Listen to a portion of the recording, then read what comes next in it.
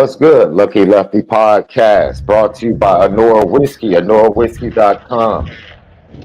That You premium just talking American trash. whiskey, OnoraWhiskey.com. And if you drink, by all means, make sure you do so responsibly. You got to do it responsibly. Apple Podcast, Spotify, audio edibles each and every day. YouTube, Lucky Lefty Podcast.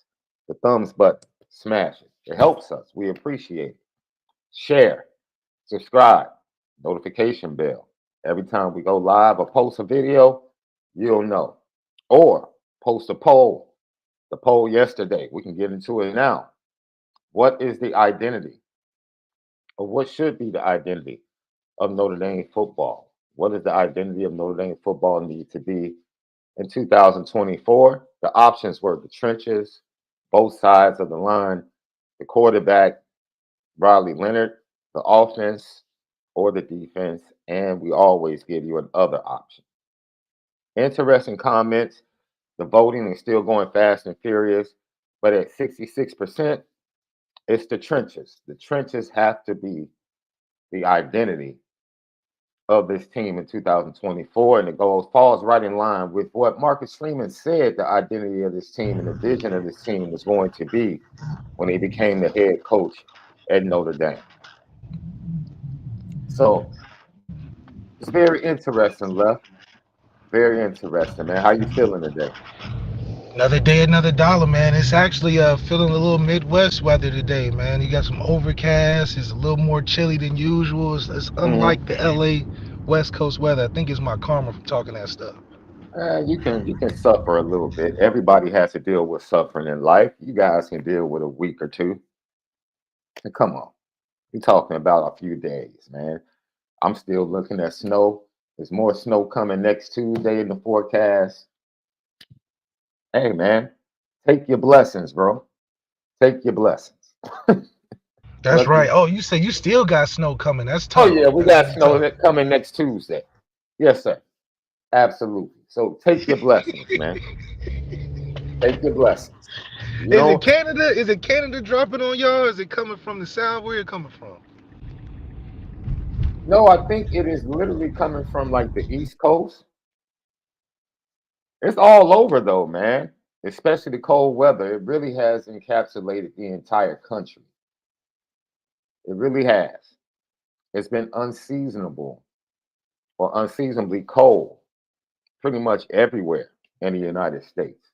So someone told me they went to Florida for vacation a week ago and it was like 50, 60 degrees. Right.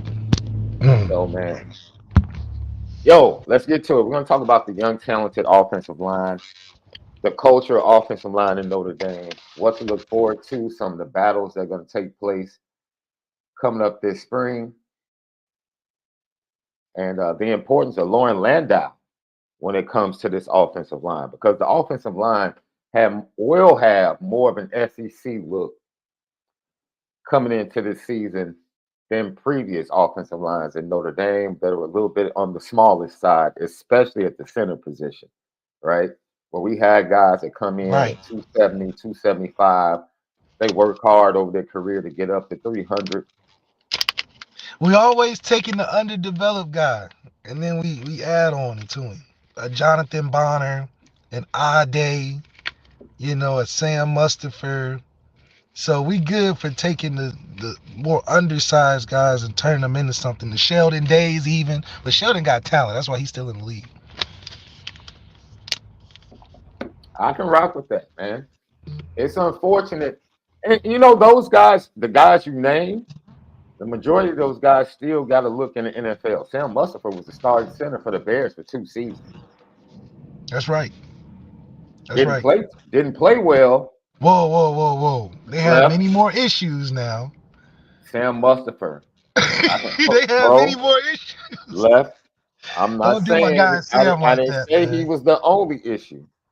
I'm just telling you he was an issue.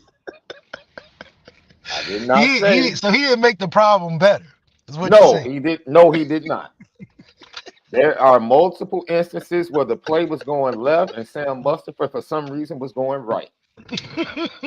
multiple times, bro. Like if there was a Shaqtin' a Fool for the NFL, Oh man, not Shaqtin' the Fool. he would have been on Oh Shaqtin'. man. Shout out to Sam Musson, Man, man. That's a hell of a guy. Hell of a guy. yeah.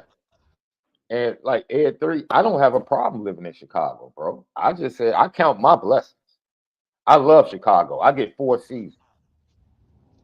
I get to dress in winter clothes. I love it. I love layers. My best fashion is layers. That's right. I can deal with it. That's why the West Coast isn't known for fashion. The Midwest and the East Coast got the fashion because we got layers. We got layers.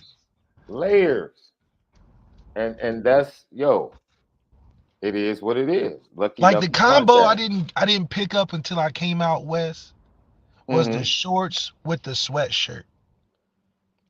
Okay. Sweatshirt or the hoodie with the shorts is just a bad look in the Midwest. They're gonna be like, "What's wrong with you? You don't know what the weather is today."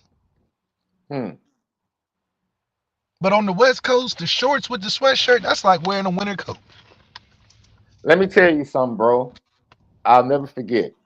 My wife and I were walking down Fifth Ave in New York. We were like maybe 2-3 years into our marriage.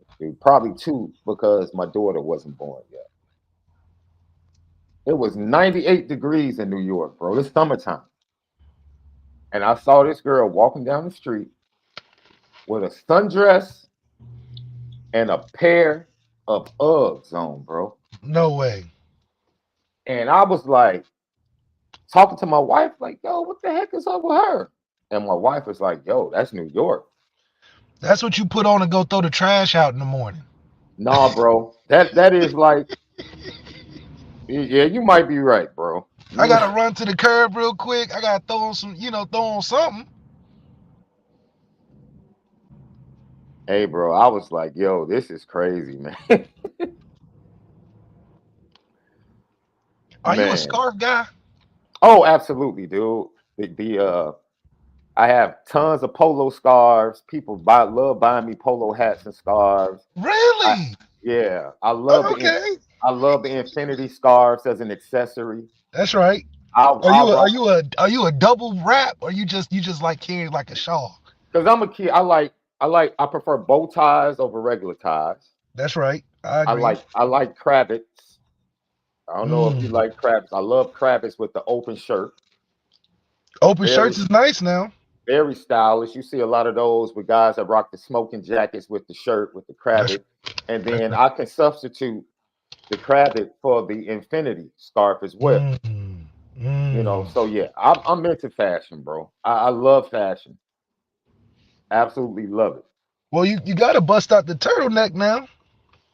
It's turtleneck season out there. I just recently bought one turtleneck. I just recently bought it. So I'm trying to get back into it, bro. And turtlenecks work well. Turtlenecks work well for me, honestly, because I have a big neck. Turtlenecks is a stylish thing. You know, you put a nice little overcoat or something on there. You got layers. Now, I've never done the sport coat turtleneck look. Oh yeah, that's your business casual. Yeah, I've never done it though. I might get into it, but I've never done it. I'm telling you. I've never done it, Left. It's something that I would look forward to. That's the step away before you become Skip Bayless. With the t-shirt under the sports jacket. From a fashion standpoint, I never want to be compared to Skip Bayless in any way, form, or fashion. You just lost me there. Oh, that comparison. Skip. Yo, Skip got a little fashion to him now. For who? Who would you rather be, Skip or Shannon, though? If Shannon just gets the right size, Shannon can dress, man. If he would just get the right size coat. You still on his size coat? Man, bro, look. The fit is just as important as the material, bro. Okay. The fit makes everything. Right? I recently have had to go to slim fit jeans. Because really? You done joined the wave, Sean. No. Not because of joining the wave, but because of the fit, Left. Like I used to have these tree trunks for thighs and legs. Yep.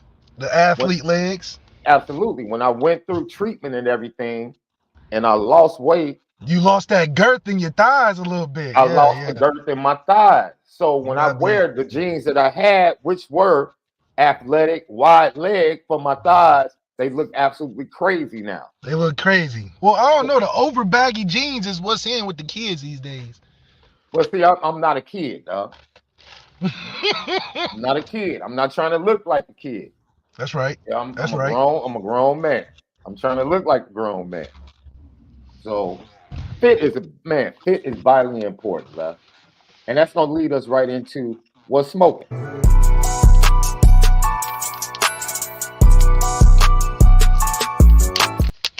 What's smoking brought to you by Fashion Geek, AlonzoJackson.com, Fashion Geek, we run the city. I don't know if you saw this because we're sticking on fashion, and I want to ask you, give me the top 3 most fashionable dudes that if Malik Zaire was in a fashion show, he would put these dudes in his fashion show. Doesn't have to be Notre Dame football players. It could be guys you grew up with, guys you know that are in the league. Just keep that in mind. But we're going to get to that. 3 guys. It's funny because it bring up real quick, not that he's in it, but Torrey Hunter Jr. might be the only person I know that got just as much, maybe more polo than you, Sean. Oh, maybe. Wait a minute. Hold on now. Wait. Hey, you know the episode of Tap Dancing Dude on the Cosby Show, challenge. I'm up for it. Yeah, let's go. Yeah. Hey, I gotta tell a story now. Go ahead. We first got into camp when I was there as an early enrollee, but everybody else was coming in the summer. So Torrey's rooming with Will in the dorms, and so we moving in, and Torrey got his whole closet from short sleeve to long sleeve to button up to vest to shoes to belt, hats, color exquisite and exclusive patterns of polo in there. I mean, it almost looked like the polo store. Like he done took one of the little shelves in the closet from the polo store and put it in the dorm room. He might be the only one I know that might be up. Okay. That's pretty impressive. It's pretty impressive. I ain't gonna lie, because I'm like, you don't wear nothing else? He said, man, I'm throwing the red flag, dude. I'm throwing the red flag. We're gonna need a replay. We're gonna need a viewing of this. unless Torrey coming with the purple label. That's right. I'm gonna have to call him up, send some photos of the closet, man, because I know he done grew on it now. The button-down shirts, the suits, the polo ties, unless he's into the accessories. Oh, you got the polo ties? Oh, absolutely. The pocket squares. I'm all in. Okay, you missed the polo. Okay. So when my wife goes to shop for me for my birthday and special occasions, dude, she has a contact downtown at the polo store. Oh, she got to hit Steve up. Steve from Polo. Oh, the call it for, and she's on her way. She's hitting the dude like, hey, I'm on my way to shop for my husband. The people at Polo hit you with the new shipment is dropped. No, you don't even need to know what it is. The new shipment just came in. Now, when I come out there, now I have to make new acquaintances. That's you gotta get your hold on now you know they can transfer over, you know what I'm saying, they call over the store. absolutely my boy can call out there and say, yo, take care of my guy, I'm sending you a good one. He's good. That's right. Hey, I'm gonna tell you who has the most underrated polo store in the country. Who? You will never believe this. Never. This polo store, amazing. Kansas City. Kansas City? Kansas City, bro. I went to Kansas City. Kansas City? I went to Kansas City for a family reunion. And walked up in the polo store like, yo, this is what Kansas City's working with? Oh, you like really, you found some pieces over there. Fam, I bought some linen belt strap, purple label pants with the black piping running down the side. Had never seen them anywhere other than Kansas City. I knew they were cold because my brother came and tried to steal them. No, he didn't. And didn't even tell me he had them. No, he did. We almost went to blows over those slacks, bro. Not Man. the exclusive, not the exclusives. Bro, I was walking by my brother in church for a month. Looking at him like it's ready. I'm ready to go down right now. Like, bro, we ready. I cannot believe you tried to snake my pants. And the look on his face is like, I ain't what I do. Dude, my brother believes my closet, my closet is his closet. He like, man, we in the same house. Nah, Man, look, not the same closet though. Bro. Man, there was gonna be some flower bringing, boy. Man. Over them pants, man. Yeah. So I want to give a shout out to my boy. I told you, my boy Alonzo Jackson, Fashion Geek brand. Lock in with it, man. The best brand in Chicago. They have a partnership with Emory and Plains. You know that brand. And the Louis Vuitton show that Pharrell put on. With Shador and Shiloh. Shador and Shiloh. That's why I asked you that question. Who would you put in your fashion show? Tory would be one, I assume. Tory be one. For sure. I'm very interested, you know, because please run this by your missus, bro, because maybe I'm tripping. In fashion, what are you willing to pay for in fashion? High fashion. Oh, man, that's a good question. I'm not paying $800 for a t-shirt. No. Shoes? So you're not getting like the Rude, the Purple Label, the gallery department. You that's not your swag. No. See, it was funny because my wife was laughing because we were watching the video of the fashion show, and I kept pointing out the bags that everybody was carrying. Yeah. I was like, that's really where it's at. Forget this is Louis Vuitton. Forget them outfits. I'm like, yo, you see that keep all my guy has? That's right. You see the bag Shiloh is carrying? Yeah. Like this luggage, this season's luggage game is on point. It's on point. Absolutely, man. Louis V might be #1 in luggage, you know, for athletes at least. Everybody got them the all black Louis V bag. Facts. Now I'll spend a grip for luggage and maybe some sneakers. Cause I have whoa. Like what's a grip though? How much is a grip for shoes, by the way? Because I know luggage is expensive. Luggage is like $1,500 a bag or something like that. Yeah, it depends. It ranges from $1,500 to about $4,000. Yeah, that's I can understand that. $1,500 to $4,000. You know, but not for something that you have to wash and dry. No way. A t-shirt that can shrink, $800. Nah. But if it's embroidered, does it change though?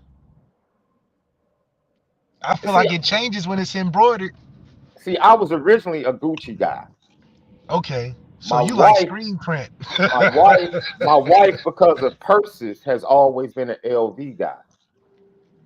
Yeah, LV just had the purse and luggage game on smash. Guy, but an LV woman. And she loves the Demir. Yeah, that's her thing. She's so it's more of an accessories for LV. Get the belts, the luggage, maybe some shoes. Because you know, Balenciaga, you go in clothing. You're not going bags. I'll be honest. I have a pair of LV sneakers. Right. But you wear them once a year, maybe. Probably upwards of five times a year. But where you going to be wearing some LV shoes anyway? Like, you know. We hit up events. You know, we get invited to events, you know, art events, things like that. You know, events for church. You know, I'm not a traditional church dude. Like I don't wear Sunday's best to church. I'll come with jeans. I'm an unorthodox dude. You go to the mall in the same clothes you go to church in? Yes. Because you can look nice for the mall, you know what I mean? Because I do. See, that's why I don't know. That's why I have to challenge Tory, because I rock polo every day. You see me. I do the podcast in polo. See, if it ain't, I think he rocks polo every day. So we're gonna have to see. Yeah, we got to get Tory on to talk about this. Get Tory on now. We got to get him on to talk about this. But I wanted to bring this up because this is what's smoking. My boy Zoe, that I always promote, man, had a fabulous time. He was over in Paris with Emory and the crew. for the fashion show, and he had some footage that I just want to show you guys that came from his Insta story. You see he's there with Pusha T after Pusha just walked in the fashion show. So, man, he got that's my boy. Wait. Is that the guy that talks about selling all those pounds in the fashion show? Man, you really got a lot of believable. Man, you really mad because he did what he did to Drake. Did he? Did he do it? I've never seen no guy doing all that, walking no runway. You know what else is hot? Caleb Downs entered the transfer portal, left. And Notre Dame fans are like, give him a call. Dude, that's a waste of time. Notre Dame, come on, bro. You know, call him for what, dude? Call him for what, man? Don't waste that brother time. Man, dude. Don't waste that brother time, man. Now, he's a player that you do, though, hype up on your media team. He's a player that you put all the bells and whistles around as promo, as the X factor, as the lead guy in big time games. Yeah. But there's no. I don't think we have the cachet to attract a guy like Caleb Downs. And honestly, I don't think Caleb Downs is attracted to what we would offer. Because we're talking about now these kids that, they just need to stay healthy for 3 years. One of them kids, not the kids that's necessarily you're not gonna push 4 for 40 and get no Caleb Downs that way. Yeah.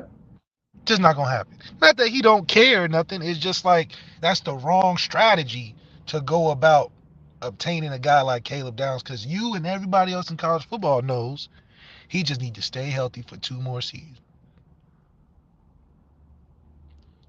So yeah, we could probably play him a bunch of Kyle Hamilton tape, but I just think they came from 2 different places. Well, look, it doesn't matter. Either Georgia's gonna have the best.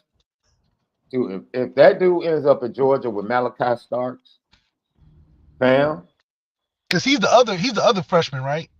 No, MALIK started as a freshman, so I think they're both sophomores. Yeah. MALIK is the one that was starting he played a lot last year as a true freshman. Yeah. And he's nice. Left. He's nice. If you put both of those dudes in the set, do you understand how aggressive this cat Kirby is about to get if he has those 2 dudes at safety? I mean, hell, it would be nice if he teamed up with Xavier Watts. Bro. Yeah.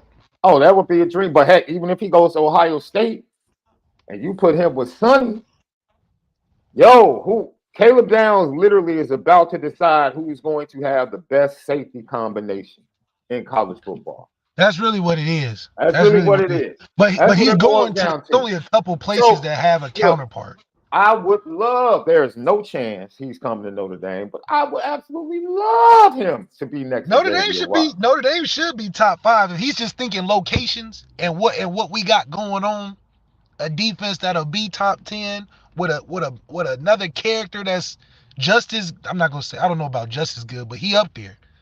He winning awards. And then you got help from Batman and Robin at corner. Yeah. So I mean, listen, for a Caleb Downs, he just thinking perspective. Notre Dame's got to be in that conversation. Look, hey, now this is hyperbolic, flat out hyperbolic. I'm being honest. If Caleb Downs came to Notre Dame, it would quite possibly be the greatest defensive backfield in Notre Dame history. Ever, because you already got a first round corner. You already got a first round corner. Yes. You got a safety that's potentially first round, but he's an award-winning safety. Yes. You got another corner, possible Christian Gray, possible Jaden Mickey, possible. I mean, you got possibilities in there. Yes. All you need is that other safety spot to be locked down. Yes. And then we got that transfer nickel with Ryan Taylor's son. Yeah. Oh yeah, we got it. If that dude came to Notre Dame, and I know people may take this and run with it, like if Caleb Downs came to Notre Dame, it would be the greatest defensive backfield. I'm going back to Lee Post. Ever. Because you would have 3 first rounders, first of all, right there. First, second. Like Xavier might fall to the second, but he's first. He's up there. If he has a good season, even half as good, he's first Bruh. round. Ben Morris is first round. So then you got 2 first rounders. You add Caleb down first round. Oh man.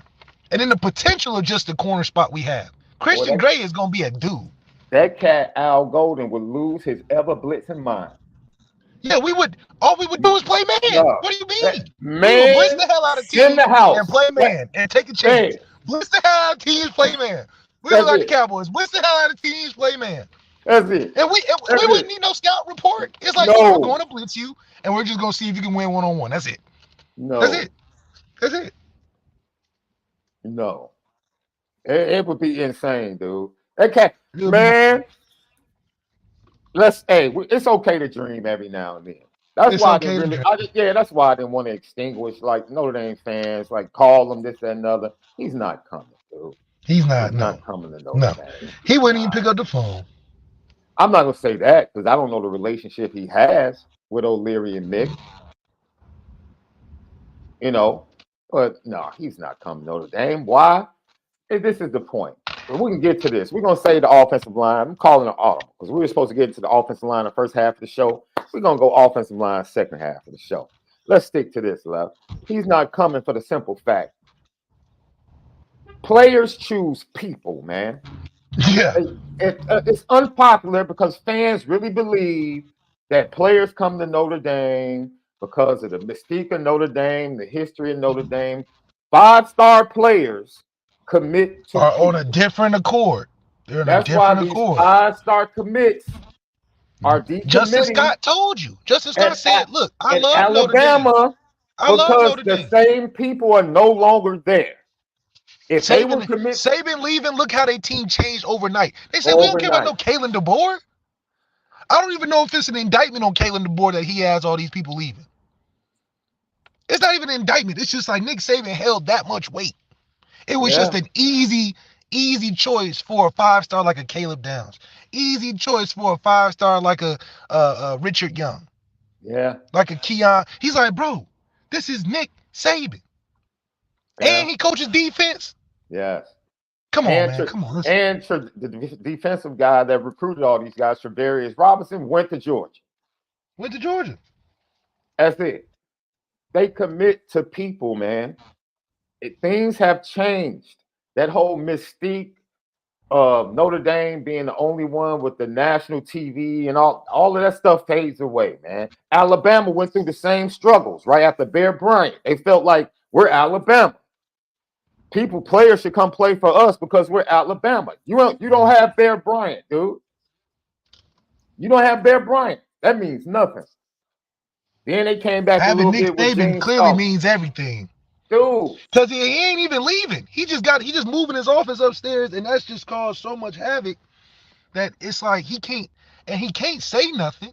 Yeah, man. What is he gonna say to Caleb Downs if you Nick Saban?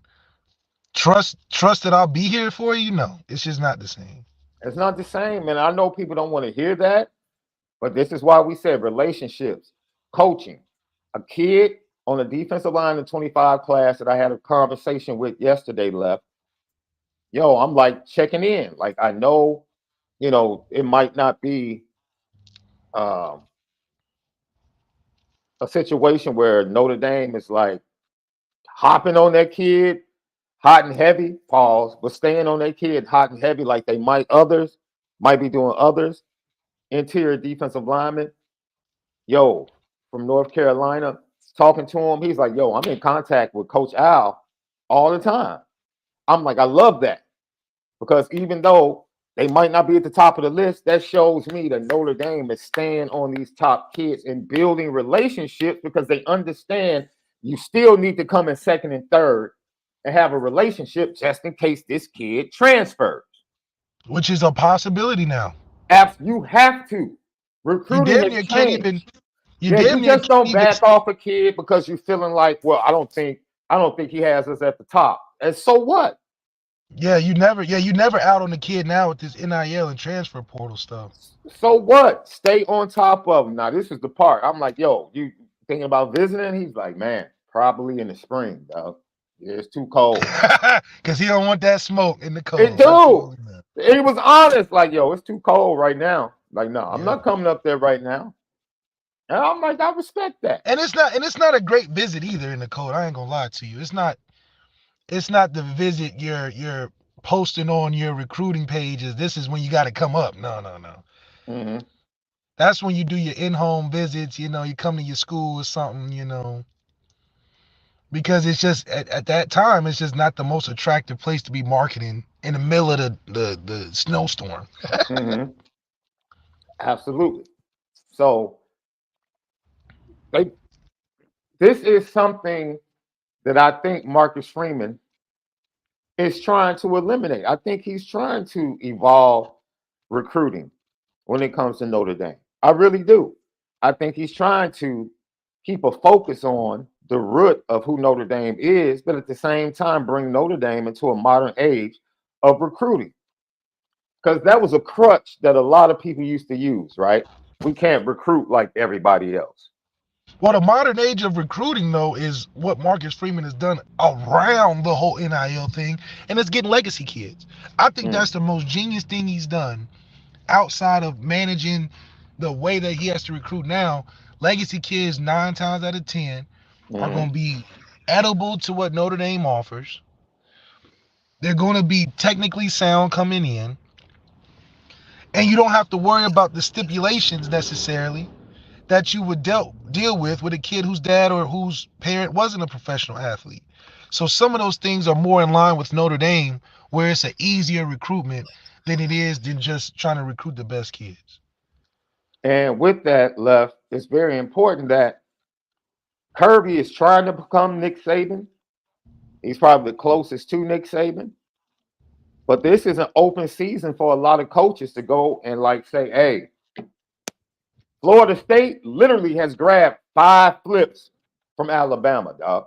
Like Mike Norvell is like, oh my God, thank you. Because everything was looking horrible for Florida State with the sanctions, everything that was going on. Their conference situation, trying to get out of the ACC. ACC executives pretty much saying, man, forget y'all. You have nothing. You're on paper for the next conceivable 10 years. Yeah, you ain't gonna do nothing. Deal with it. And then all of a sudden, Nick Saban retired. Lifeline. Mike Norvell is like, we are going to become transfer you. That's who we are. I'm going to run my program on the transfer portal. And he's had a pretty good, because he lost a lot of good players on National Signing Day. Yeah, he lost a lot of good, and he lost transfers. Yeah. So I mean, he lost guys that transferred that year before, the year. No, he lost transfers after the debacle at the end of the season and everything, and people to the NFL. So we didn't know how good that team would be coming into South Bend in November. Still not worried about it, though. Still not worried about it. Still I'm not worried. I'm definitely not worried about the quarterback situation. That's what I'm saying. I'm still not worried about that. Not worried about the quarterback situation at all. But it is, I think it's the new reality of college football. And that is, man, it's not about the university. I mean, it's still about the university for certain people. I'm talking about the top 50 kids. Well, now you just, as the Florida State's just the automatic, attractive destination location. They have the paradise setup that most schools that you're coming from don't have. Yeah. And you think of Florida State, you think of the recent history of them being the Jameis Winston and all those guys that have set a nice foundation for what this program has consistently been. Yeah, they had some down years through transition, but on a player talent getting basis, they're way better than Florida. Miami's trying to come up, but Florida State is just a destination place for any transfer recruit. Hell, Ev went there. Ev saw the same thing.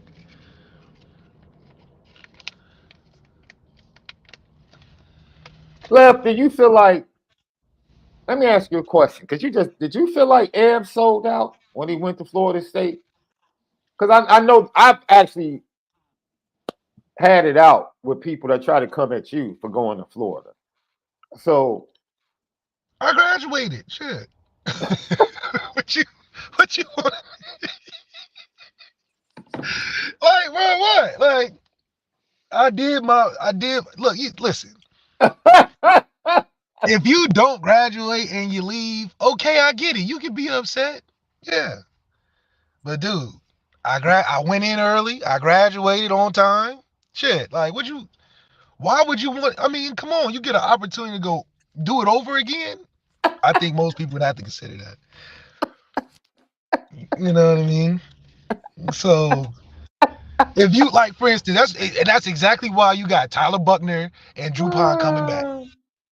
That's who you get mad at. That's who you get mad at because you like, wait a minute, you left without a degree too? Oh.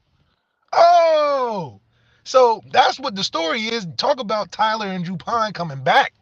Mm-hmm. Because they left knowing better. They left without the degree looking crazy. So me and Ed, we did our job. Shit, we, you know. Yeah. Yeah. Now, the Caden Proctor situation, he's just hopped in the portal from Alabama as well. And see, the Muhammad kid, the defensive back, the really good defensive back from Washington. Yep. Guess where his visits are? Oregon and Alabama. Why? Because his head coach at Washington is now the head coach at Alabama. It's about people, man. It's about recruiting, especially. Shit, Tyler Buckner went to Alabama to chase Tommy. Facts. Tyler Buckner probably wouldn't even have been offered by Alabama if Tommy wasn't. If it wasn't for Tommy Rees. Oh, absolutely. Absolutely. So it's like, out of all them schools he could have went and played at for real, he trusted Tommy over. Yeah. He trusted Tommy over his best interest. So that just tells you right there, especially quarterback. Caleb Williams trusted his coach over anybody else. Over that $1 million from Eastern Michigan. Left.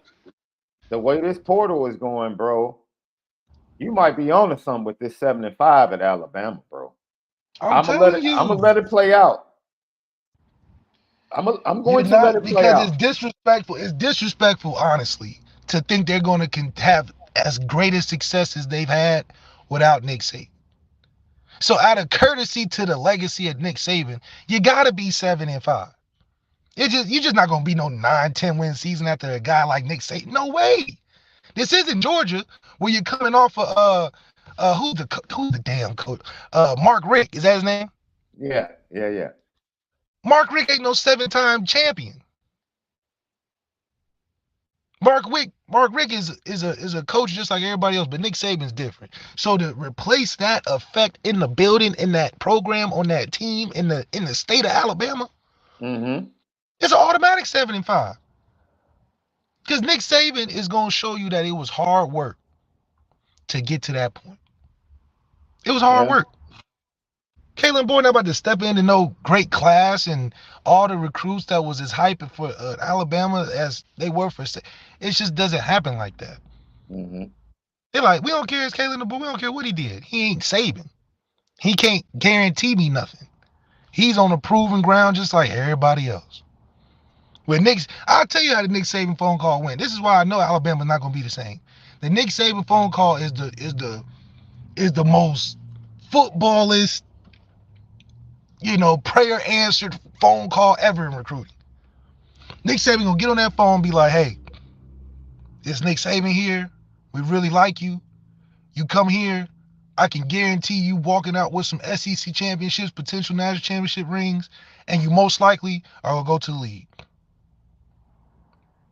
We don't chase, we like you, we want you to be here, but that's my offer. How you deny that? Kalen DeBoer can't go in there and be like, I got all these rings I'm gonna get you. You usually get first, second round, whatever. So the conversation alone is different. Nick Saban's conversation recruiting is the reason why he's getting 5 stars like it's nothing. Because his conversation is, you can't have a conversation like that with anybody else. Yeah. Marcus Freeman ain't calling you and being like, look, we're going undefeated damn near every season. You're going to be playing the more games than probably most of your people in recruiting because we're going to last the longest. You're going to have tape. You're going to train around the best, be around the best. I mean, that's what he talks to you like. You don't even get to say anything For real. It's a speechless conversation. It's like he's reading off of a script. And the script of how you be like, damn, I don't know how I say no to this. Kalen DeBoer don't got that kind of magic, that kind of juice. What you going off for 1 year? These kids are looking at big picture. And right now, the only slam dunk right now, and even that goes through some, I think, more turnover than Alabama did, was Georgia. Which makes the college football skills a lot easier. 3 or 4 years ago, it was you can't go wrong if you're a 5-star if you go to Ohio State, Clemson, Georgia, Alabama. Now you can't go wrong if you just go to Georgia. College football is even. Even the good coaches, you gotta it's more that plays into it. When it comes to Saban and Kirby Smart at this very second, hell, nobody's saying no to that. When Dabo had Deshaun and Trevor, nobody's saying no to that. Yeah. Now they saying no. now they saying no, but before, come on, man, these guys are slam dunk picks. Yeah. You want to know how much recruiting has changed? Let me show you something that happened in Chicago yesterday, Left.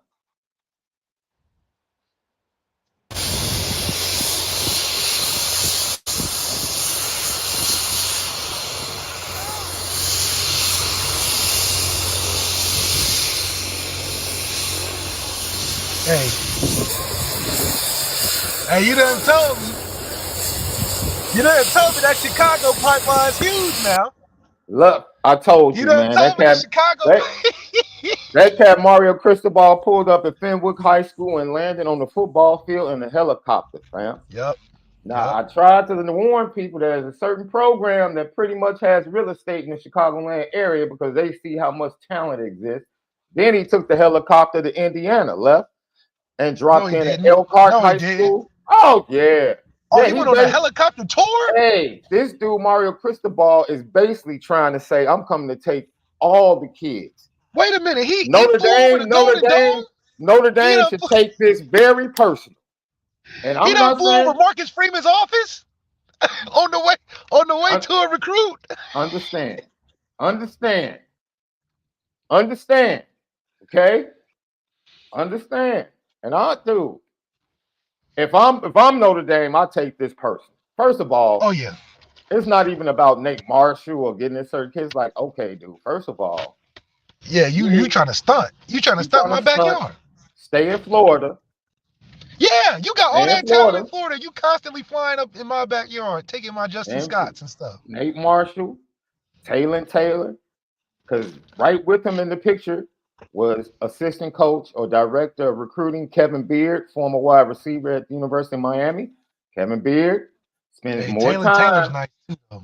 He spends more time in Chicago than a lot of wide receiver coaches. This for a fact. Taylor's a good reason why. That brother's nice. Yo, his mother just tweeted out his top 30 offers yesterday. His mother retweeted it. Kevin Beard is a face and a voice that he sees and hears from all the time. I'm trying to tell this Miami thing in the Chicago, Indiana area is real. It's real. And they got another destination place too. Now, I would prefer if I had to take Chris Burgess and Nate Marshall for Notre Dame. Chris Burgess is better fit.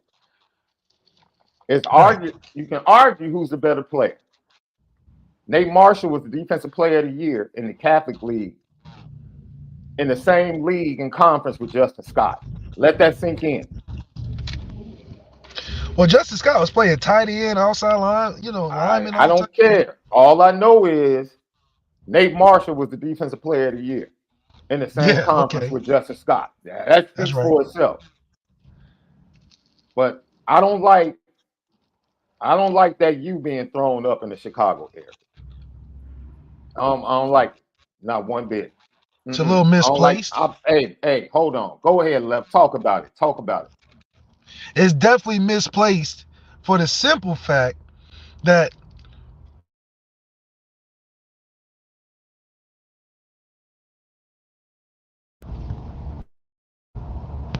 what are they seeing in the backyard of Chicago that people that You got all them schools. You got Illinois. You got Northwestern that's right downtown. You got Notre Dame. You got Purdue. You got all the surrounding areas. IU. But for some reason, Miami seems to make the biggest wave. Them in Michigan and hell, Ohio State to a certain extent, the biggest wave in Chicago. How? We can understand the Michigan and the Big Ten. They right there. They have Big Ten Media Day in Chicago every year. Yeah. So I get that. I get how it's on the way. It makes sense in recruiting. Miami recruiting Chicago don't make sense. They doing something. They know something that we obviously aren't paying attention to. Mm-hmm. That's the issue. That's like Oregon recruiting heavy in Ohio. And Ohio State looking at them like, why every time I'm at a school, you at a school? And you live 3 hours away on a plane. So yeah, that Mario Cristobal should be waking up the echoes of recruiting from Marcus Freeman. That should let the antennas let him know right now. Because maybe there's something about the Florida athletes that ain't quite the same that Chicago athletes offer. He left. I got up to go find a banana, but my wife took the last one for her snack today. So, you know, when it comes to Mario Cristobal, I'm like that cat Rico in Belly. I don't like that at all. I don't like that at all. I have an apple. I don't have the banana. I'm gonna have to drop the dime on them cats. That's right. I don't like that at all. That's the way I feel. We have to do something about this. Not just them, Michigan. Well, see, if Harbaugh leaves, that's the same effect on Michigan, honestly. But you know, also too, is that teams are already negatively recruiting Notre Dame. If they see Notre Dame on a high prospect in Chicago, they will fly out the next day just to talk dirty on us. So now we got to compete with that, along with these outsiders who ain't never had heralds before, pulling up in a chopper with heralds talking about, yeah, let's do this together. Well, you ain't even from here. You used to sex on the beach in the martinis in the sand down there. What you know about heralds and my favorite pizza spots up here? They done got comfortable. I'll give it to Nate Marshall, dude, because Nate Marshall did an interview, and Nate Marshall was like, yeah, the helicopter didn't impress me. I think, see, that's Chicago. Now, you know, he was like, dude, I knew they were coming, so it wasn't like they just pulled up and I didn't know. Helicopter was nice, but it was a message to the recruiting team, not necessarily him. Yeah, it was the pro. Miami's like, bro, we got money, and we'll come and throw and flex money from Miami to Chicago, wherever we gotta go. They spending money on helicopters. They spending money on real estate. The investment is being made. That's all I'm saying. That's all I'm saying. Hopefully it ain't laundered. Come on, man. Hopefully. Now we gotta talk about it. How they get all that money down in Miami? That's a small city. Man, look. Hey, man. I don't like that. I don't like that at all. Lucky Lefty podcast. Hey, Left. Marcus Freeman was on the road yesterday. I don't know if he took a helicopter, but he went along with the rest of the staff to Folsom, California, where they were able to get your boy Rico from. That's Speaking of Belly. He's on UCLA, right? Yeah, Rico's on UCLA now. Good luck with that. And they checked out a 26 quarterback by the name of Ryder Lyons, Left. And Ryder Lyons, 6'3", 210. Those his measurables, Left. So his measurables they're okay. Look, our measurables are getting bigger. We ain't getting no small guys anymore. That's true. No more Ian Books. No more shit. No more me's. No more abs. No more. No, they said we getting height, boy. We getting height.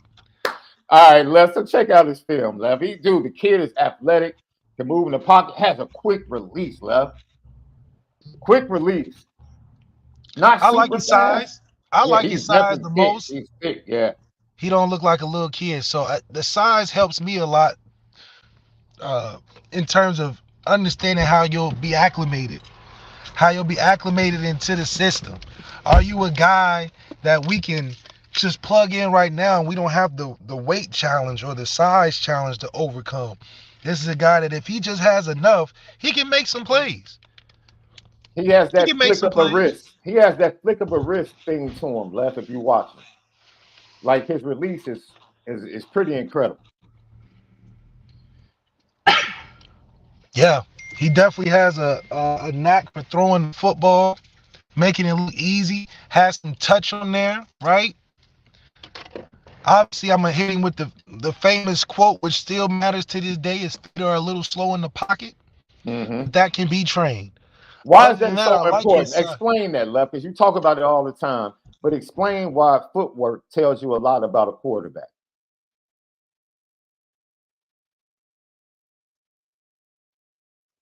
Left, are you there?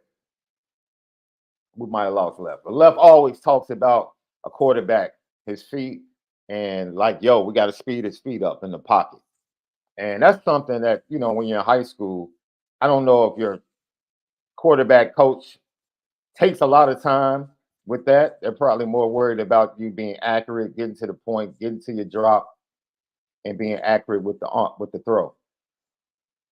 This kid is super athletic, man. I love this kid. He's a 26 kid. Man, he is going to be incredible. You give this kid another 2 years. And if Marcus Freeman and the entire staff watch this kid throw, the videos out there on the internet, social media, everywhere, man. The type of throws he makes off balance, going to his left. He's very impressive throwing the ball going to his left, which is different for a lot of high school kids. It is. It's very different, and I just love the fact that the quick release is a great transferable skill when you're learning a new offense, So because I you're not want going to. no, you were talking about footwork, Left, and you always say, yo, slow foot, slow feet. Talk about why that's so important so everybody can understand, because you say it all the time.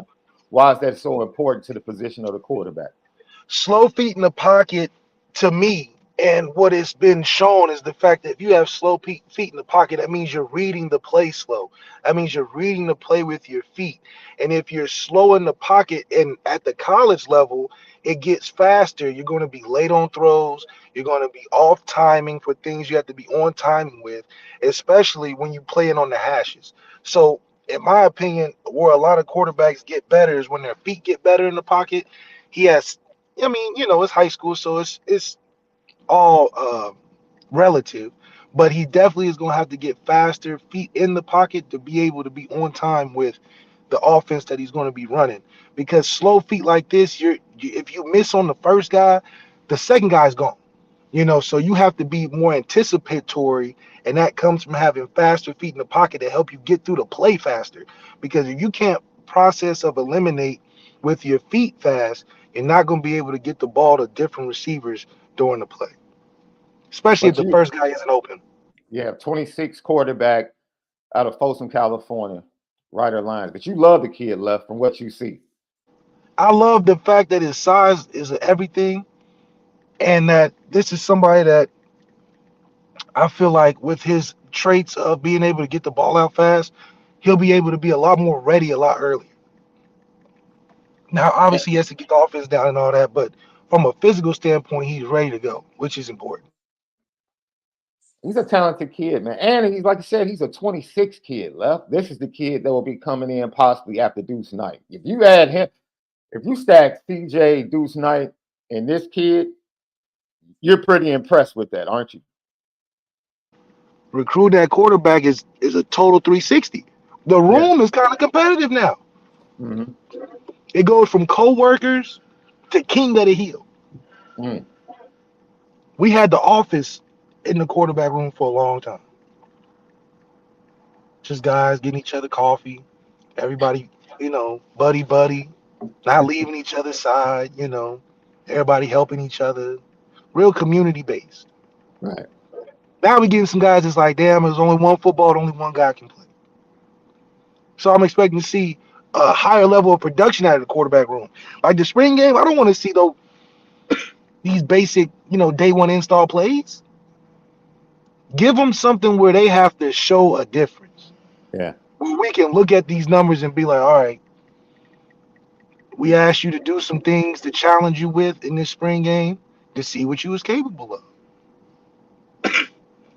Don't give me things to make the fans go ooh and ah because we're running left and right, or we just throwing basic go routes. Give us something to challenge us so we can evaluate. That's what this is all about. Evaluation process. Yeah.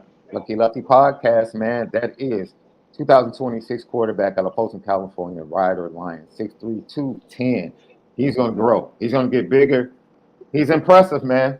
Lucky Yeah. Lefty Podcast, Marcus Freeman, and the entire staff. Well, not the entire staff, but Well, last thing is too. The only thing is, as a 26 guy, you're big as hell.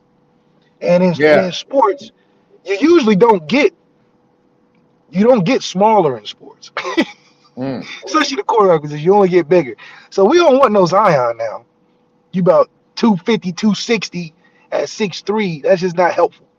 Yeah. So if he keep his weight together, he'll be right. Yeah, you'll see him at the Elite 11. It's a quick flight for him coming from Folsom. I think you'll see him at the Elite 11 in a couple of years. Lucky Lefty Podcast. So, by the way, there was this video of your boy Kenny Minchie floating around social media who was working out while he was home during the holiday in Nashville. So they tweeted out him throwing the ball left, and all of a sudden, people are like, "Oh my God, his arm, da da da." I'm like, "Dog, I told y'all this after the first practice." Like, that's dude, right. He had the best arm as a true freshman at the first practice. He had the best arm in the quarterback room. That's his best attribute. Still. But they didn't want to put that out with Sam Hartman. Because then you'll be like, what is Sam Hartman for? Yeah. What is he for? They didn't want to talk about that. They didn't want to talk about that. He can throw better. And I believe because of the youth, he probably would have had more of a spark. You know, Sam gave some old man vibes at times during games where I felt like he needed a nap. I'm like, this brother is old. He just came off as old to me in the season. Yeah. Like, no, it's amazing.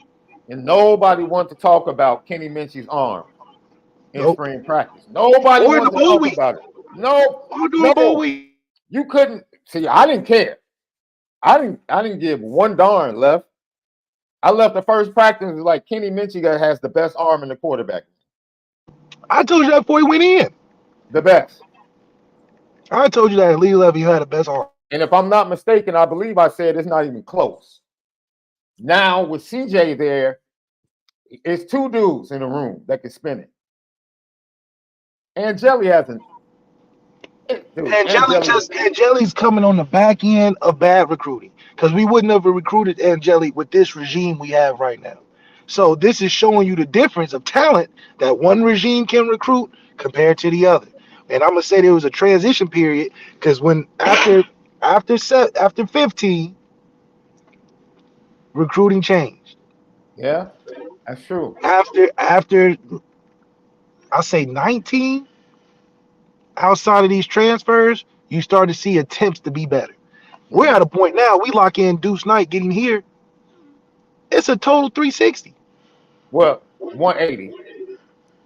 360 because it's coming back around to when they recruited Miev, Deshaun, and Brandon. Not saying a black or white thing, but from a talent standpoint. Because I think CJ would be competitive with us from an arm and talent standpoint. Oh, absolutely. Me, Deshaun, Brandon's year. He would have fit in that room. But me, Deshaun, Ev's year, we still haven't seen no group like that in terms of talent. No, which goes back to our conversation we had about Matt LaFleur yesterday. Matt LaFleur has a way to take, because you, Ev, and Deshaun were totally different. But Matt LaFleur found a way to pull the best out of all three of you. Totally different quarterbacks. But he found a way to, hey, we can pattern this for this guy. We can pattern this for that guy. That's what coaching is about. That's what teaching is about, man. Teaching is not about having everybody that walks in the classroom be the same to make the job easier for you. Teaching and coaching is about the teacher or the coach preparing a culture that's going to bring the best out of the student or the player. That's your job. That's what you get paid millions of dollars to do. That's right. Period. See, I caught him with the 360 bar because it went over their head at first. You did. It went over their head. It went over my head, but I don't have hops like that left. That's why I choose to throw the alley-oops. I don't have hops. So it was a little bit too high for me, but you barred it up. But everybody, it was crazy to me that everybody was going crazy over that video. And I'm like, yo, we've been knowing this for a full year. And I'm gonna take that, Kenny, that you was working out, couldn't podcast. And you talking about you had a whole bunch of stuff. I'm like, okay, as long as we see you working, that's all we wanted. He was working out. But he said, I don't want to talk about it. Let me just do it and you catch it on the internet. I'm not mad at it. But I'm gonna have CJ, we may get CJ on there though. CJ like to talk. I'm going to have a ball, and I mean a ball, watching CJ and Kenny throw. I can tell you right now what my first practice report is gonna be. Man, this cat CJ and Kenny put on a show. Do you hear me? That's right. The ball is zipping through the air inside the football practice facility, unlike we've heard it in over a decade. Because you know, when it comes off that figure, it has that little. That's right. No, it's when it hits the receiver's gloves. Yeah, that's what you listen for. Yeah, that nice little pop. And then the echo that we used to have Loftus. So in Loftus, you hear that pop, and it go the whole little thing echoes. You know what we've had? You remember Harlem Nights when they cornered quick? Arsenio and his boys, and they were shooting the spot up, and the driver came with that little pop, and Arsenio said, "Stop shooting that little." Yeah, that's the sound we've heard. That's right. From the quarterbacks.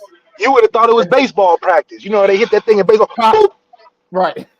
That pop in baseball, that's what it sounds like. That's what it should sound like. That pop. Oh, that's a metal bat they're using. You already know. Man. That has been the sound, but this year, it's gonna sound like some Uzis up in there, man. That's right. It's the impact on the receiver's gloves, and it's when it in that little sound you hear when it leaves the hand of the quarterback. That, like you said, because everybody, you know, you get good at throwing enough, you can hear it whistle through the air a little bit. But you know, if it has lasting power and starting power, when you hear that pop on them gloves from the receiver, and you hear that off of that wrist when you throw it, because that means you're throwing it with some force. Hey, man, on top of that, I need to see some of the crosses on the chest after practice when they take the pads off, because that ball, especially if you're not catching it with your hand, that'll teach you to stop catching it with your body.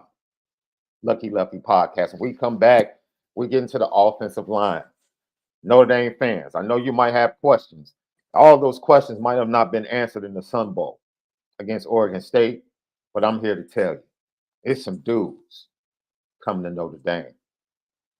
Coach Rudolph, if you mess this up, man, I don't know what else to tell you. We spin it different. Lucky Lefty podcast. We're back. Lucky Lefty podcast. Onora Boys in the building, brought to you by Onora Whiskey, OnoraWhiskey.com, that premium American whiskey, OnoraWhiskey.com. If you drink, by all means, make sure that you do it. You got to do it responsibly. Got to do it responsibly. Left, you know, Caleb Williams catches a lot of heat, especially on this show from Notre Dame fans. But did you see this by any chance, dude? It is what it is. Ham and Mace. D. Wade, special ceremony. Found out he was going to have a statue out in front of American Airlines Arena down in Miami, and got emotional. But then you take a close-up, and his fingernails were painted red. And I don't think they were painted red to salute Chicago and the Chicago Bulls. But Mason Camp, yeah. I saw this. D Wade. This is like seeing Jordan. It's like seeing Jordan in lingerie. It's just crushing. That's when I exit the show. What? What? What? I can't. It's stuff you don't want to see, man. Stuff It's you like don't it wanna just see. ruined I everything can't. for you, you know? I can't. Yeah. I can't. Yo, it is what it is. Cam and Mace, that's the footage from their podcast, man. Dude, they are fools on a daily basis, man. Like that Jumpman lingerie coming to a store near you, left. You know what I I mean, mean? hey, D-Wade might as well tell him to paint the statue's fingernails painted. Because why not? Put a wig on it too while you at it. Because I don't understand. You know this is one of the more important days of your basketball career. You didn't start your career doing that. You've never been known for no flamboyant Dennis Rodman type of attire. So how do you go from, that's like Michael Jackson going from black to transition in overtime. You got to start and finish how you started. You just getting wilder and wilder. I'm surprised you even had a shirt on under the jacket. I know it's Miami, Mm-hmm. but D-Wade, tighten up, bro. The red, I get the whole, I don't get it. I don't. I think in that moment in history, in Miami history, you should have held more respect for yourself, D-Wade. This ain't you walking the red carpet at no movie premiere. Good grief. It's been crazy. Yo, that was crazy. That was crazy. So, left Joe Rudolph. How would you rate the job he did with the offensive line, who most people feel like underachieved this year? I On a would give scale of him. 1 to 10, and having to replace Harry Easton, how do you think he did? I compared to Tim Quinn. I think he did better than Tim Quinn. But Not Tim Quinn. I know he's Jeff uh, Quinn. I know you're talking about. Jeff Quinn, sorry, Jeff Quinn. But I mean, I think we'll see over time what it looks like when he gets all his guys in here and his vision for what he wants to do. I mean, he came in with 2 first rounders. So how do you evaluate that? And look and overlook the fact that you have a top 5 pick. The top 5 pick gonna top 5 pick his way through the season. So I don't know how much credit you would take for that because we got to see Joe Alt's transition before he got there. Facts, but most people feel like Blake Fisher took a step back and he took a step forward under Harry Easton in year 2. So I that could think he be took a something. step forward because he was healthy. I mean, the failure of the offensive line on the interior, but you have to give him credit for Ashton Craig being ready. You have to give him credit for Charles Jagasaw and what we saw in his development. I mean, it's a mixed bag, which is why I asked for, how you felt he did in his first year. Because he needs time to implement his vision. So you feel like, and most people Well, might feel out of like, he was, 10, I'd probably say a 7. I mean, okay, 10 would be winning the award, right? that's fair.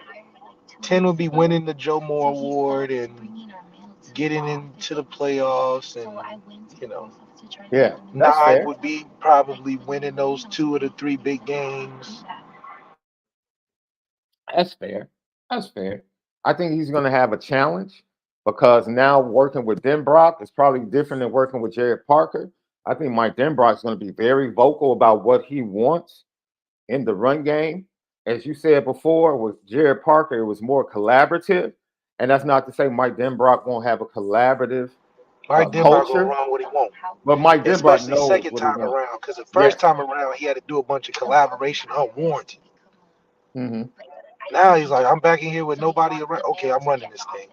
And I think that's good for Mike Denbrock in his career, just to be able to come 360 again, but this time have more control over the offense with Yeah. some better pieces.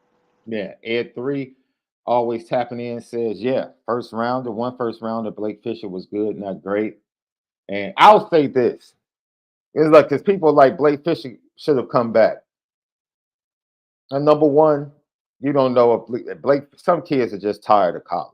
And if he's one of those Dude, kids, the guy from Tennessee got drafted last year, and Blake's better than him, the one that went to Chicago. man, Chicago fans act like Darnell Wright is a Hall of Famer. He's not, but they, oh my God, because their bar for offensive line play is really low.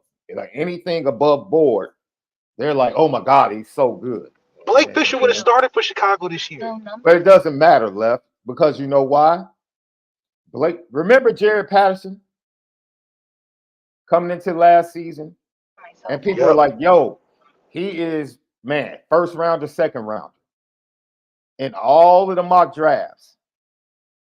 And Jared Patterson had a disappointing season. That's my fact. Jared Patterson started for the Houston Texans before he got hurt. So that what that means is the culture of offensive line in Notre Dame, people like he needs 1 year, he's going to be a bust in the NFL. No, he's not. You know, make it to Notre Dame. You know how many average Notre Dame offensive linemen get to the NFL and end up Liam starting? Eichenberg's not average, but he wasn't better than the other tackles we had, and he's starting for the Dolphins. There's something about Notre Dame that prepares offensive linemen that once they get to the league, they shine, man. They're one of the better offensive linemen on the team, more times than not. More times coming in. Aaron Banks came in and started in his second year. What are we talking about? And nobody was feeling like Aaron Banks was like a superstar. And he's starting for a playoff 49er team. Like, what are we talking about? Yeah. Like, Lynch, he started for them 2 years before that. He started in Denver. You know what I'm saying? So, as much as we has such a high expectation, which is rightfully so, we've earned it. But Notre Dame linemen outside of Notre Dame do really well. They do really well in the NFL. So Blake Fisher, yeah, you can say what you need to, but listen, Blake Fisher not on Notre Dame's team. He's gonna look like one of the better linemen coming in next year. Because the other guys from him that are around him didn't come from Notre Dame. So the 2 years of him being under Heaston is 4 years compared to guys he's playing around in the league. Yeah. And it always ends up being lasting and showing when these guys are 6-7 years in the league still playing. Still playing, man. Still playing. And you wonder why. It's the technique. The talent doesn't last long. The technique does. That's why Zach Martin's doing it. That's why Ronnie's doing it. Lynchy, Q Nelson, you know. That cat Zach Martin is on his third contract? His second big one? And his third? Dude. Nick Martin was starting center as a third rounder for the Houston Texans. Like, come on. It is what it is, man. Right? You had these first rounders from Alabama that flop. Like straight up first rounders and get to the league and just why? Chance Warmack. Yeah, because your size, you just can't outsize people in the league. No, you got to be able to move. Absolutely. And most Alabama offensive linemen are just sloppy, big, and have been used to pushing people around. And leaning on people, yeah. Yeah, leaning on people. You get to the league, you better have some technique. Evan Neal found out real quick. Real quick. Now he got better, but his first couple games, man, what? That's why our boy Jerron Jones said, man, I wish that's exactly what. Man, that's exactly why Jerron was able to. Man, what? Jerron a damn near better lineman than. Man, facts. Going against the old lineman, you know. Hey, that's facts, bro. 100% Lucky Lefty podcast. Let's start with the tackles, right? You know, because you're losing two really good tackles at Notre Dame. And then, you know, they're going to replace, we saw Charles Jagasaw. He was pretty good, to say the least, in the Sun Bowl. Rough first series, but then he settled in, started anchoring a lot better. And I guess he was a surprise name to emerge in the practices before Oregon State. But from a talent standpoint, the expectation when he committed to Notre Dame, you know, 6'7", 330. McGlinchey was about 670, but he wasn't 330. He definitely wasn't 330. No, he was not 330. No. So 6'7", 330. Yeah, bro. That's something different that Notre Dame is going to have at left tackle. going into next season. Then you have Tosh Baker and Emil Wagner. Tosh Baker, solid. He was the starting left tackle. He lost the job in bowl prep to Charles Jagasaw, which most people might have felt like, oh man, that's not good. No, that's just kind of telling you the talent that Charles Jagasaw has. Yeah, and we That's got to really play what Charles they're saying. Jackson before he leave because he's a hot commodity if he And comes in. he's a 3-year dude. Charles Jagasaw is not going to be here more than 3 years. No, he knows exactly what he wants to do. He wants to go to the NFL, play for 10 years, and then become a GM in the NFL. That's literally what he wants to do. He wants to be a front office exec in the NFL. The young man knows what he wants to do. 3 years at Notre Dame, NFL, great career, NFL exec. So Tosh Baker just lost out to a really good player. Doesn't mean he's not good, but Tosh Baker was very solid against Oregon Tosh Baker State. may find his way playing at some point in the season anyway. You know how that goes. So Well, he might end up being a starter. It's going to be a battle with Emil Wagner, who, battled, wasn't as consistent, according to Marcus Freeman in bowl prep and the coaches. But he is a viable candidate to be the starting right tackle, especially if he can add weight and get a better base, a better anchor. Emil Wagner. Look, I think this some is of the that is thing, due Les. to him being a versatile two-way player too. You know, Charles Jagasaw has been playing one side his whole life. Yeah, that's Emil true. Wagner's learning, so it's more of a talent thing. So Emil Wagner also, I'll say this. I love coming into the season with 3 solid tackles left. that's right. Because we were blessed with Blake Fisher and Joe Alt in the terms of their health the last 2 years left. The tackle position was very healthy at Notre Dame with those two. Very healthy. You might have missed a player here or there, but for the most part, you knew those 2 guys were going to be lining up on Saturdays. Health always is concerned with the offensive line, but now Notre Dame has incredible depth on the offensive line. And you have Gerby Lambert and Styles Prescott coming in as well, the young guys to add to that depth. The tackle position, I think, a year ago might have been a concern from a depth standpoint. We were blessed that our tackles were on the field. And this year, now you have more depth and you're younger and you're more physical and bigger, in my opinion, moving into the future. That speaks volumes, in my opinion. It's going to be a lot of GMs and executives and scouts at Notre Dame games watching this offensive line over the next 2 years. You can believe that. Yeah, we're gonna try. I mean, we're Believe gonna that. have scouts there because the team's gonna have a lot of potential high draft picks. So, I think they're coming out for Xavier. They're coming out for Ben Morrison. They're coming out for, they're gonna come out for Riley. So we've got a team primed to have some top prospects this year, some big games. Yeah. Let's see. Michael Park said, "What's on the record player?" Let me see. What did I play this morning? This is Miles Davis and John Coltrane, the final tour from Copenhagen, March 24th, 1960. So I have Miles Davis and Coltrane together in Copenhagen on this morning. That's what I do. That's right. That's what I do. I'm a huge Coltrane fan. I'm actually a bigger Coltrane fan than Miles Davis. I know most people are like, Miles is the god. He is. He is, no doubt. But Coltrane is That's just your preference. Yeah, man. I love Coltrane. Love Coltrane. Lucky Lefty podcast. We go to the interior left, and Pat Coogan struggled all year, inconsistent in the Sun Bowl. He doesn't fit where Notre Dame's going on the offensive line as far as size, right? Because you look at Pendleton, you look at Sullivan Absher. When they came in, the second unit was just as impressive as the first unit in the Sun Bowl with their size, their Yes, that's strength, that depth. That's that that depth we depth, talk about. resetting the offensive line. Ashton Craig, from the moment he stepped into, the fourth quarter against Clemson and stepped up and showed like the moment isn't too big for me. Now you have that big body center that Notre Dame has not had. So now Notre Dame is becoming more of that SEC style team on the offensive line that when they step out the bus, or they show up in the tunnel with Marcus Freeman leading the way, they look real different. That's right. They And look that's what's real going to different. show up in the playoffs is that two depth where guys are we're not dropping off at all. We're keeping a consistent balance. Now, if we keep those impact players going, which Denbrock I feel like can do that, you're talking about a team that's real dangerous, not just in the playoffs but throughout the whole season. Yeah. So that's the tackle position.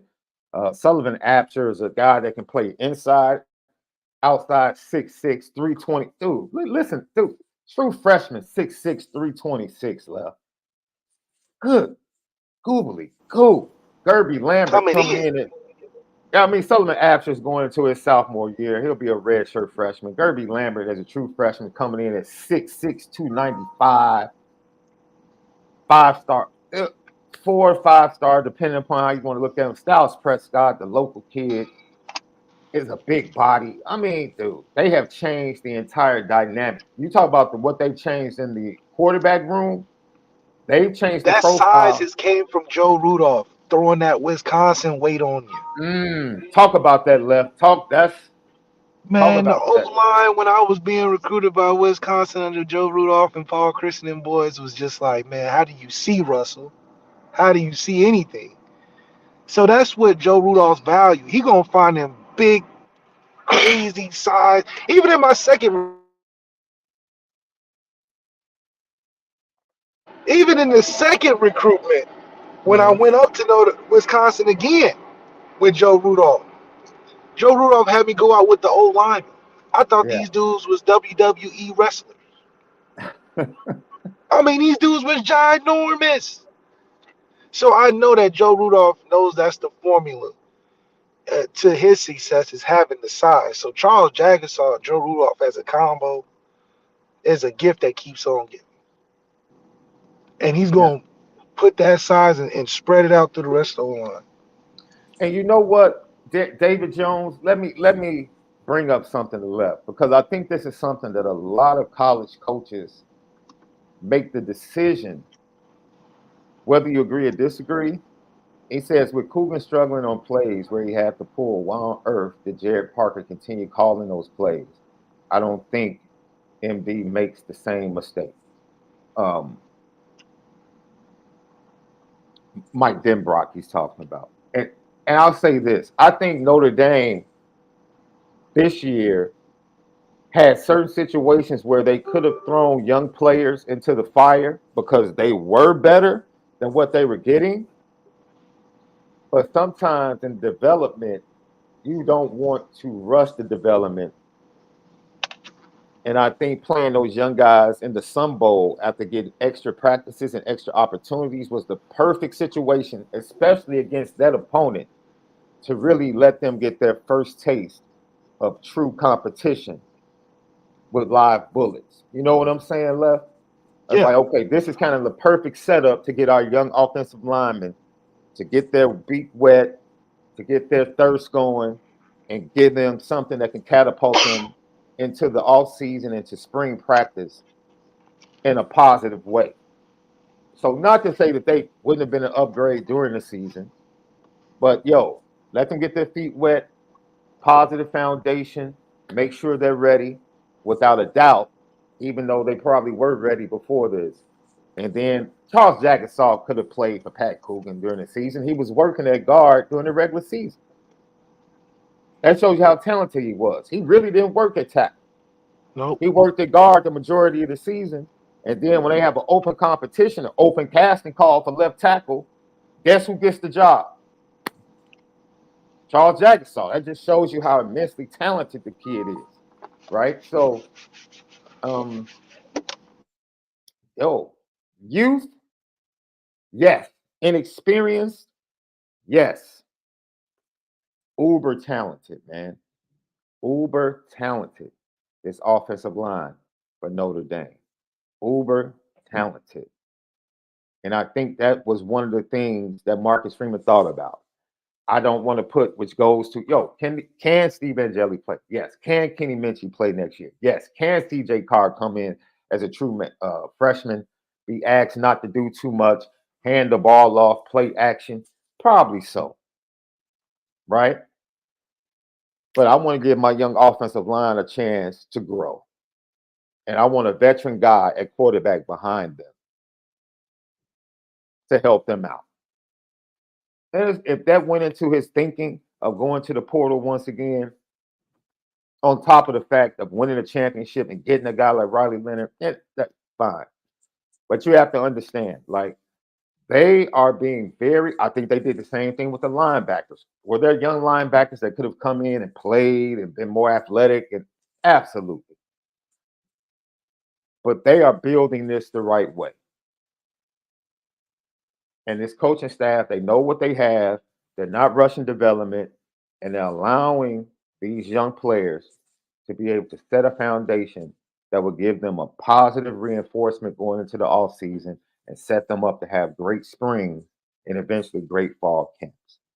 So whether you agree or disagree, I truly believe that's the direction that they're taking. Malik has pointed out what we've seen from Joe Rudolph.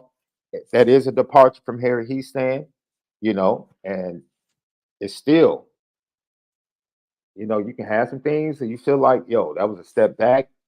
But then you can also have some things where you feel like, yo, the changes he's trying to make, the profile and recruiting along the offensive line, more of the pin and pull and being athletic, especially at the guard position and the tackle position. We haven't seen it in a while. I think the profile is going to change even more with Jadarian Price and Jeremiah Love, because you're going to see them attack the outside more in the running game, especially with Riley Leonard. Why wouldn't you? RPOs, he holds the linebackers in place because they have to respect him coming out the backside. And now you can do some things, go inside, go outside. The diversity that we're going to see in the running game with Notre Dame, in my opinion, is going to be absolutely a departure. I don't know how much of a departure, but I think it's going to be a departure from what we've seen with previous run games in Notre Dame. And it should be exciting. It should be exciting. Lucky Lefty podcast. Great show today, Left. Absolutely fantastic show. By any chance, did you see this, Left? Todd Bowles. Hey, that was messed up. Man, might as well get to it. You know what time it is. Oh my goodness. Petticoat. Petticoat. Petticoat Junction. It's time to get petty. Oh, we did a good job executing. Are you upset with something? And fire up the Petticoat Junction train. I just don't like you. You don't? No. What is today's petty history? Petty Junction.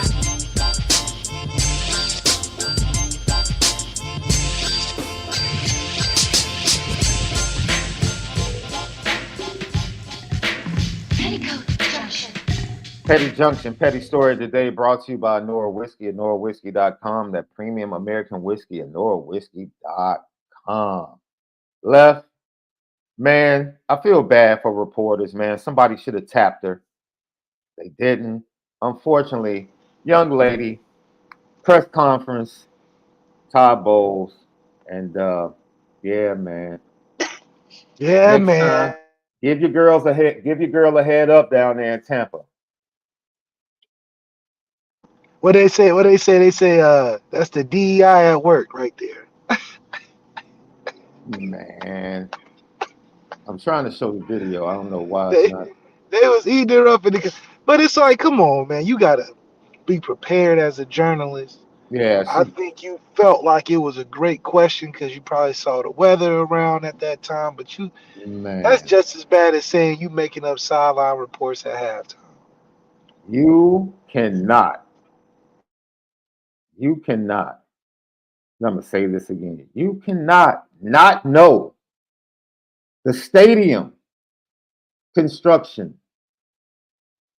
of the opposing teams. You just can't assume you're playing the Detroit Lions. So how are you going to prepare your team for the inclement weather?